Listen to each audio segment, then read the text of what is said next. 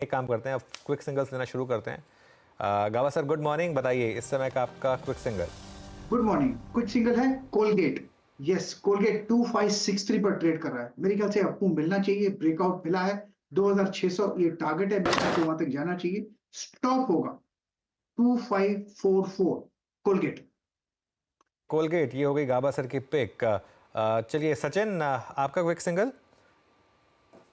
मुझे यहाँ पर डिफेंसिव पे ध्यान देना है, स्पेशली एफएमसीजी स्पेस में। मुझे लग रहा है यहाँ पर ब्रिटानिया में एक अच्छा ब्रेकआउट हो सकता है, जिस तरीके से 5200 के ऊपर की एक चाल बन रही है।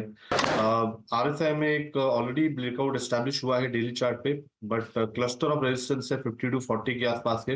अगर ये पार हो जाते हैं तो लगभग 5340 के पहले कोई मेजर हर्डल नहीं है, तो यहाँ पर एक ब्रेकआउट एंटिसिपेट करना है ब्रिटानिया के फ्यूचर्स में।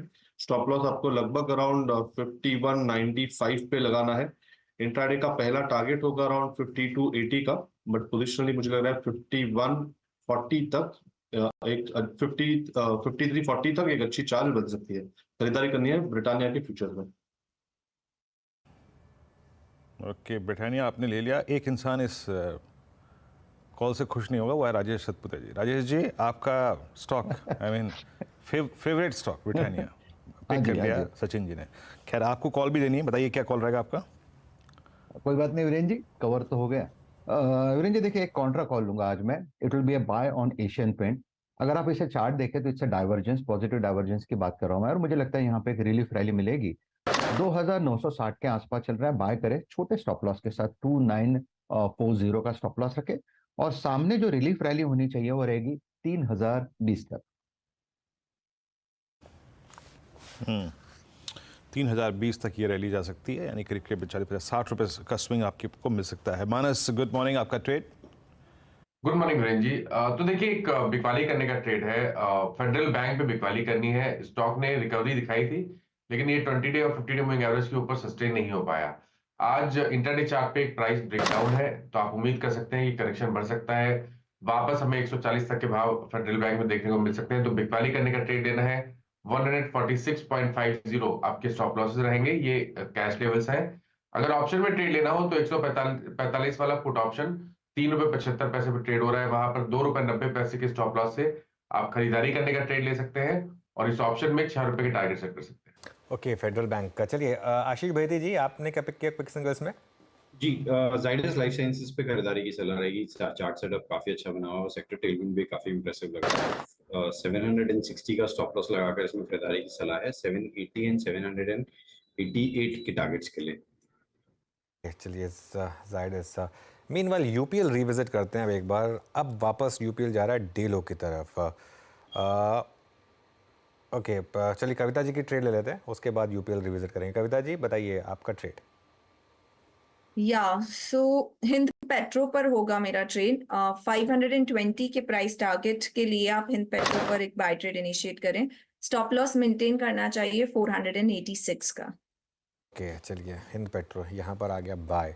औरोबिंदो फार्मा में आज सुबह एक नेगेटिव न्यूज़ थी। 4% का रिएक्शन यहाँ पर इस समय स्टॉक में आपको दिखाई देगा। और जैसा मैं कह रहा हूँ, टॉप लूज़र अभी के लिए तो बना हुआ है यूपीएल। मयूरेश, अब क्या करें यहाँ पर, एक लीप ऑफ फेथ लें या फिर अभी अवॉइड करें इसको कम्प्लीटली। नहीं, थोड़ा अवॉइड करना चाहिए अनुज जी। आई थिंक दो चीजें, एक आई थिंक जो agrochemical as a space generally I think soft number जो पेश किए हैं, डिमांड रिकवरी के संकेत जो आ रहे हैं, जो बाकी के भी एग्रोकेमिकल कंपनीज का कॉल में सुन रहा था, थोड़ी एक डिलेड रिएक्शन सी हो सकती है, और इसलिए शायद अगली तिमाही भी थोड़ी सॉफ्ट रह सके। एक्सपेक्टेशन यही है कि first half of the next year से शायद एक रिकवरी के संकेत स्टार्ट हो, specifically I think both domestic और एक्सपोर्ट लेवल पे भी, और इसलिए शायद ये और अगला क्वार्टर थोड़ा एक रेंज बाउंड रह सकता है। तो एक प्राइस रिएक्शन आ चुकी है स्टॉक में, अच्छा खासा करेक्शन हो चुका है, अंडर परफॉर्मेंस भी रही है, बट एक कंसोलिडेशन फेज से स्टॉक गुजरेगा। शायद अगले क्वार्टर के बाद एक अच्छे बाइंग अपॉर्चुनिटी से स्टॉक में आ सकते हैं।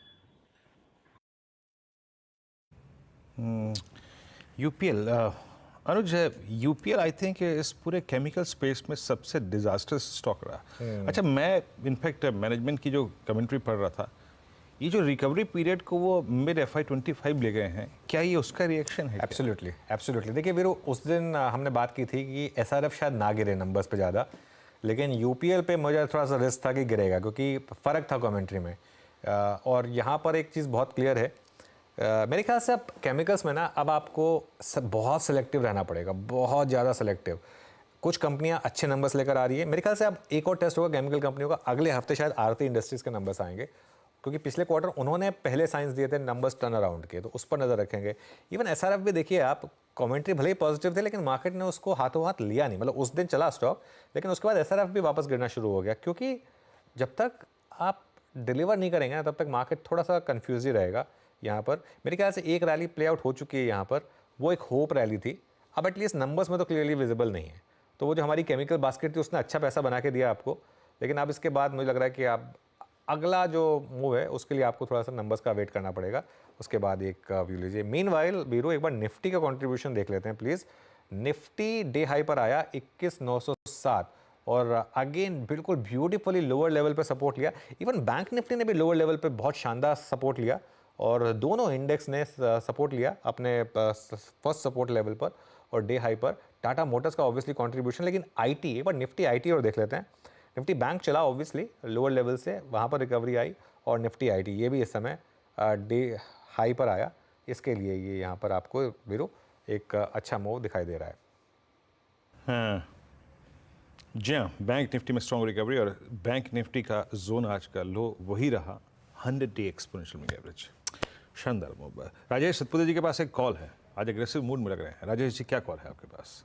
वीरेंद्र जी देखिए, मैंने बात की थी एशियन पेंट की, तो एशियन पेंट के साथ आप थोड़ा पीडीलाइट भी देखिए, मुझे लगता है ये थोड़ा थीम चल रहा है, यहाँ पे शॉर्ट कवरिंग आ रहा है, तो पीडीलाइट इज अ बाय।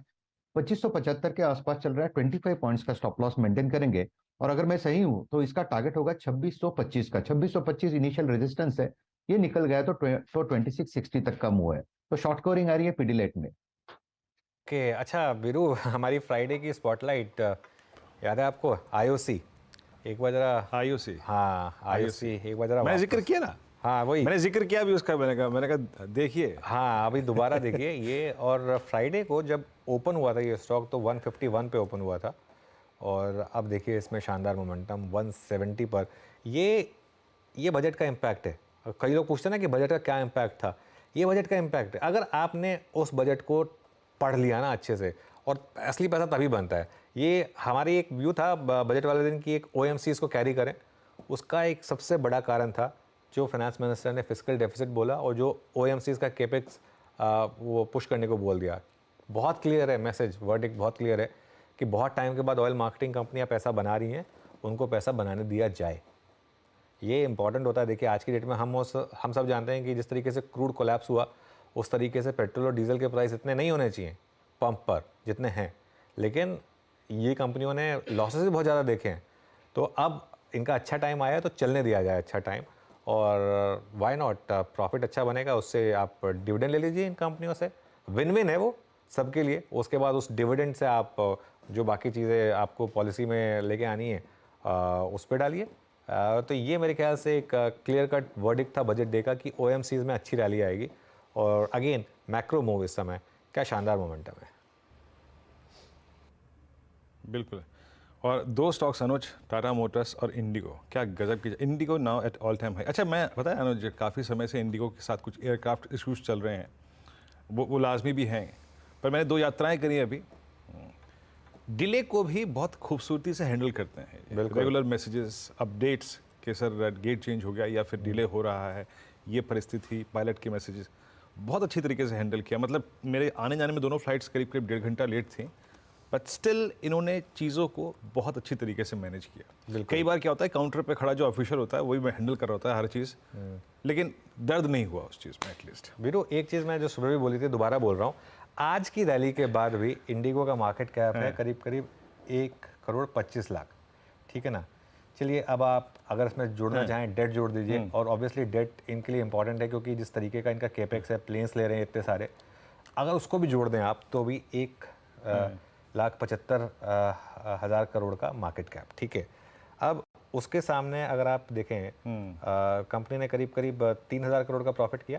3,000 के प्रॉफिट के हिसाब से 12,000 करोड़ को अगर आप एनालाइज करेंगे तो 10 टाइम्स प्राइस टू अर्निंग्स, और अगर मेरे ख्याल से 5-5.5 हज़ार करोड़ का एबिटा है इनका, उसको अगर आप एनालाइज करेंगे उस हिसाब से तो ये EV टू EBITDA टाइम्स पे हो गई करीब करीब 8 times. 8 times EV to EBITDA, 10 times price to earnings. एक ऐसी कंपनी जो प्रॉफिट मशीन है, कैश जनरेटिंग मशीन है, और जो अब एक तरीके से एक इकलौती ढंग की एयरलाइन बची है इस देश में। मतलब ऑब्वियसली विस्तारा भी है, विस्तारा और एयर इंडिया कॉम्बिनेशन भी है, लेकिन एक डोमिनेंट पोजीशन में वो। और अभी अयोध्या का रूट शुरू हुआ था। इस क्वार्टर के नंबर्स भी मुझे लग रहा है बहुत शानदार आएंगे इनके। और ये क्या ना, इनोवेट करते रहते हैं अपने आप को। जैसे जब फ्यूल प्राइसेस बढ़ रहे थे तो फ्यूल सरचार्ज लगा दिया, अब वो वापस कमाए तो उन्होंने हटा दिया वो। तो ये एक क्लियरली इंपॉर्टेंट है। हो सकता है थोड़ी प्रॉफिट बुकिंग आती रहे बीच बीच में हायर लेवल्स पे, उसको मैं इनकार नहीं कर रहा हूँ, लेकिन क्लियरली एक कोर पोर्टफोलियो स्टॉक अब ये होना चाहिए आपका। ये क्लियरली विजिबल है पिछले 2-3 महीने का प्राइस बिहेवियर देखकर। जी हाँ, चलिए, तो सब कुछ अच्छा। इंडिगो, बस इंडिगो से आह्वान है, थोड़ा कॉस्ट कटिंग ऐसी जगह मत कीजिए जहाँ पे अच्छी ना लगे। कॉर्पोरेट मील बॉक्स में एक जगह सॉल्टेड पीनट्स हुआ करते थे, इस बार मुरमुरे निकले। छोटी मोटी चीज़ जो है उसको उसमें इतनी कॉस्ट कटिंग मत कीजिए, है ना। सॉल्टेड पीनट्स, यही इस बार मुझे नेगेटिव सॉल्टेड पीनट्स आप अपने आप ले जाते वीरू। और नहीं, salted almonds, salted almonds, almonds थे, इस बार वो मुरमुरे निकले। तो मैंने कहा यार ये गलत है। खैर कोई बात नहीं, चलता है ये सब। 3306 पे अगर आप देखिए इस वक्त ट्रेड करता हुआ ऑल टाइम हाई पे। अच्छा, इस बीच स्क्रीन पर एक चीज़ जो कि परसिस्ट कर रही है बहुत स्ट्रांगली, वो है निफ्टी फार्मा। एक एक करके लाइए। निफ्टी फार्मा ने लीड ले ली। टोरेंट फार्मा आपकी स्क्रीन पे आएगा post earnings 2593 at all time high. और पूरा फार्मा, सन फार्मा एट डे हाई पे। सचिन जी, आपके पास एक कॉल है, पहले उसको डिस्कस करते हैं, फिर उसके बाद बात करेंगे। Virendra ji, same space recommendation हमने हमारे क्लाइंट्स को भी अभी भी दी है। ये डिस्क्लोजर होगा। स्टॉक का नाम है doctor Reddy's.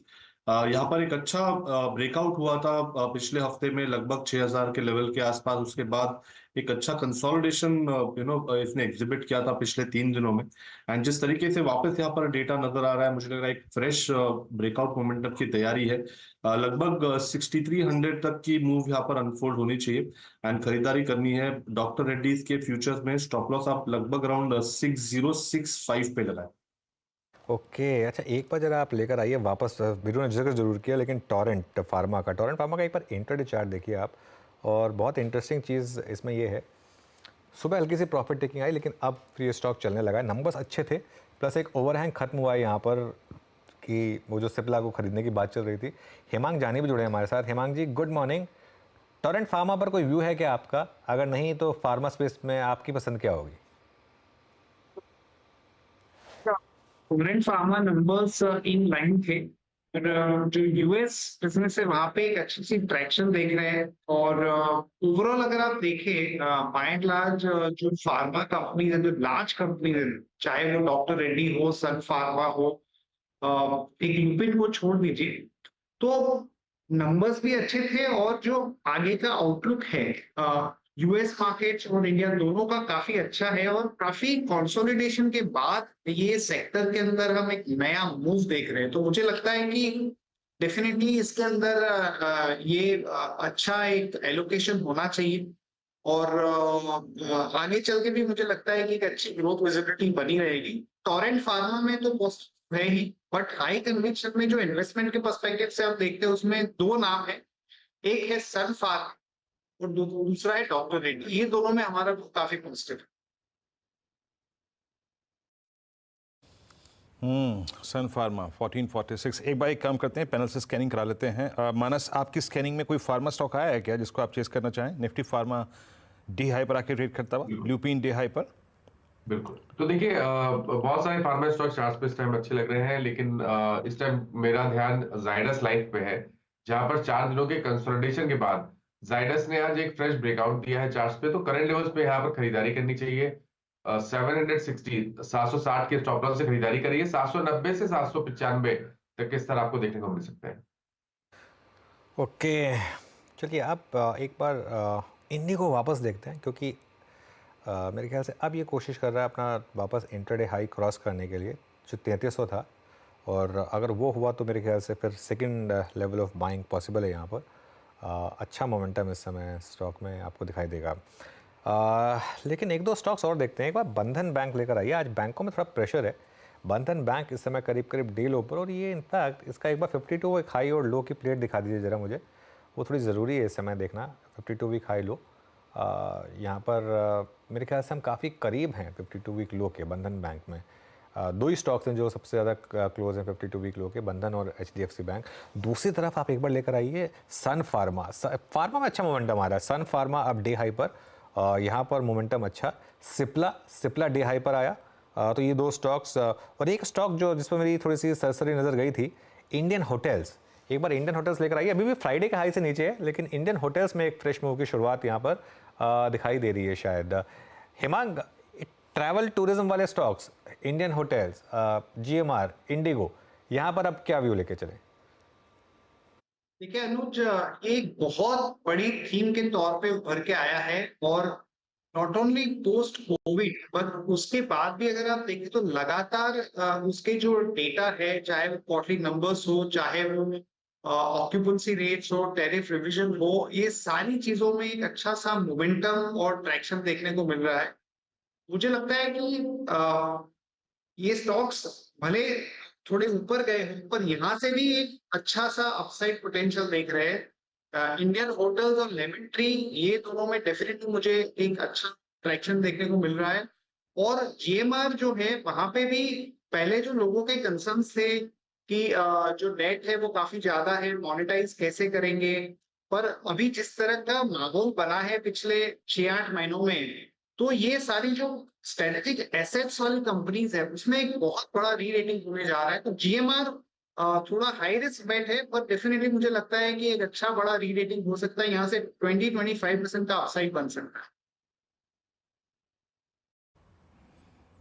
Okay, GMR airports 87 पे, और ये शुक्रवार की सुबह सुबह जब हम पहला सौदा कर रहे थे, ये कॉल थी आशीष बहती जी की 81 के आसपास, वहाँ से करीब 7% का swing, almost I mean close to its 8% swing from that level.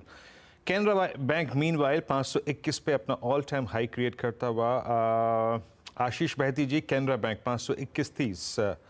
Bank Nifty चाहे कुछ भी करे, चाहे निफ्टी PSU बैंक इंडेक्स कुछ करे, लेकिन ये स्टॉक पिछले लगभग साल भर से 2 साल से कुछ अलग ही आई थिंक जुनून सवार है इस पर। 521 अभी क्या प्राइस व्यू आपका?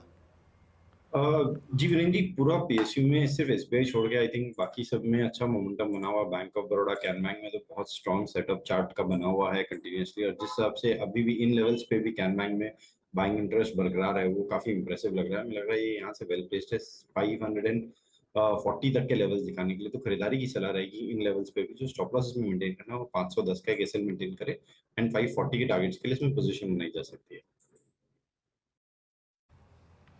ओके, 540 तक का स्विंग पॉसिबल है। प्लीज़ जो मेंशन स्टॉप लॉसेस हैं उस पर थोड़ा सा गौर करिएगा। मेरे को एक स्टॉक में एक और ब्रेकआउट नज़र आ रहा है, और वो है TVS मोटर्स। मानस, इस स्टॉक की यही खासियत रही है, ये एक जिसे कहते हैं ना रिक्वायर्ड कंसोलिडेशन का जोन अपने आप आइडेंटिफाई कर देता है। इस बार इसका कंसोलिडेशन हुआ 50 DMA के ऊपर। अब फिर से इसने उस रिक्वायर्ड स्ट्रेंथ को रिकलेक्ट किया है। मुझे लग रहा है कि शायद ये वो जैन सेकेंड वीक का जो स्विंग हाई है उसको काटने की तैयारी करता है। मानस, आपको लगता है कि इसे एक बार ट्रेड के लिहाज से कंसिडर करना चाहिए? बिल्कुल, आप उम्मीद कर सकते हैं कि इस बार वो जो पिछला हाई 2100 का था, स्टॉक उसको ब्रीच करेगा, क्योंकि स्टॉक करेक्ट हुआ था, 50 डे मूविंग एवरेज पे सपोर्ट लिया, 20 डे मूविंग एवरेज को रीगेन करके आज एक प्राइस ब्रेकआउट दिया है। तो आप मेरे हिसाब से तो बेहतर रहेगा कि आप TVS मोटर्स के 2100 के कॉल ऑप्शन में एक ट्रेड ले लें, जहां पर 2100 का जो कॉल ऑप्शन है TVS मोटर्स का, उसका प्राइस 49 रुपीज के आसपास चल रहा है। तो वहां पर आप खरीदारी कर सकते हैं। करंट लेवल्स पे खरीदारी करिए 34 रुपीज के स्टॉप लॉस से। 80 से 90 रुपए तक के भाव आपको इस ऑप्शन में भी देखने को मिल सकते हैं। मीनवाइल IOC एक बार फिर लेकर आइए। इनफैक्ट IOC की तो खैर बात करेंगे ही, लेकिन एक बार निफ्टी CPSE इंडेक्स एक बार वापस देख लेते हैं। CPSE ETF PSE इंडेक्स, हाँ निफ्टी CPSE देखिए अब 1.5% ऊपर 5733 पर ये इंडेक्स। इसका चार्ट लेकर आइए आप एक जरा, 3 महीने का, सिर्फ 3 महीने का, उससे ज़्यादा की ज़रूरत नहीं है। निफ्टी CPSE इंडेक्स की इसकी बात की थी हमने 3 महीने पहले एक as momentum investing with stop loss. Veeru, एक कॉन्सेप्ट है कि कैसे आप मोमेंटम इन्वेस्टिंग में पार्टिसिपेट कर सकते हैं विद द स्टॉप लॉस। जब भी आप एक मोमेंटम वाला इंडेक्स पकड़ लें उसमें एंट्री कर लें, और टफ होता है थोड़ा मोमेंटम में घुसना, लेकिन उसके बाद उसमें 5-6% का एक स्टॉप लॉस लगा दें, उसके बाद बस फिर वो आपके फेवर में रहने वाला है। वो देखिए 3 महीने में कितने शानदार मूव दिए इसने। इंडेक्स लेवल पे आप सोचिए, स्टॉक स्पेसिफिक तो बहुत अच्छे मूव मिले होंगे, इंडेक्स लेवल पे 3 महीने में करीब 50% के रिटर्न्स आए हैं यहाँ पर। बिल्कुल वाकई CPSE जब आपकी स्क्रीन पे आज भी अगर आप देखें ज़ोरदार मूव। इस कॉन्सेप्ट पे थोड़ा सा ध्यान दीजिएगा, एक कभी कभार डिस्कस फिर क्या करेंगे। इस बीच निफ्टी अपनी डे हाई की ट्रैजेक्टरी को, मीनवाइल इंपॉर्टेंट होगा 21,922 वो जोन को कैसे बाइसेक्ट करता है। बहरहाल 45,837 पर बैंक निफ्टी फुल एफर्ट्स करता हुआ अब एफर्ट्स पूरे कर रहा है बैंक निफ्टी अपनी डाउनसाइड को रिस्ट्रिक्ट करने में। लेट्स चेक HDFC बैंक क्या कर रहा है। और HDFC बैंक इट्स 1437 कैंडल को देखें तो अभी भी कोई कॉन्फिडेंस नहीं है, अभी भी कोई, अगर आप देखें इंट्राडे में भी रिवर्सल के चांसेस नहीं लग रहे हैं। राजेश जी का क्या? बता दें कि मनी कंट्रोल पर दिए गए विचार एक्सपर्ट्स के अपने निजी विचार होते हैं। वेबसाइट या मैनेजमेंट इसके लिए उत्तरदायी नहीं है। यूजर्स को मनी कंट्रोल की सलाह है कि कोई भी निवेश निर्णय लेने से पहले सर्टिफाइड एक्सपर्ट की सलाह लें।